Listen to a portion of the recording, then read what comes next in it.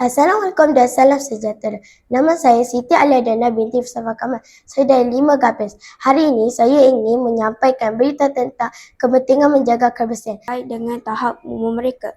Guru-guru juga sentiasa mengalakkan murid untuk membaca sekurang-kurangnya beberapa minit setiap hari bagi memupuk minat membaca sejak kecil. Sekolah Kebangsaan Konvent SKC telah berjaya mengalahkan Sekolah Kebangsaan Datuk Panglima SKDP dalam pertandingan akhir pantun peringkat daerah. Ketegangan di Timur Tengah kini semakin memuncak susulan konflik kesetaraan yang melibatkan Iran dengan beberapa negara di rantau tersebut. Laporan media antarabangsa menyatakan beberapa siri serangan udara dan pelancaran peluru berpandu telah berlaku di beberapa kawasan strategik.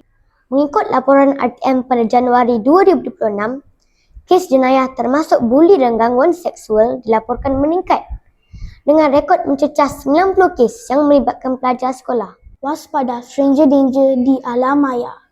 Kita mulakan dengan isu keselamatan digital.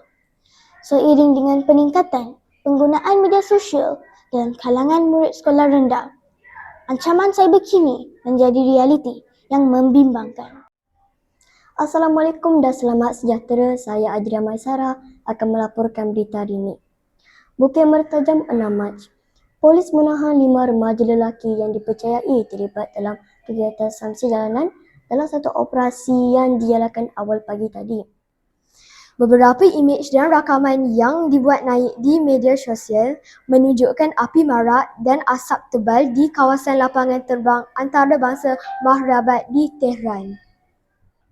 Usaha ini mendapat sambutan yang sangat baik daripada murid-murid kerana ia bukan sahaja menambah ilmu, malah menjadikan masa di sekolah lebih bermanfaat.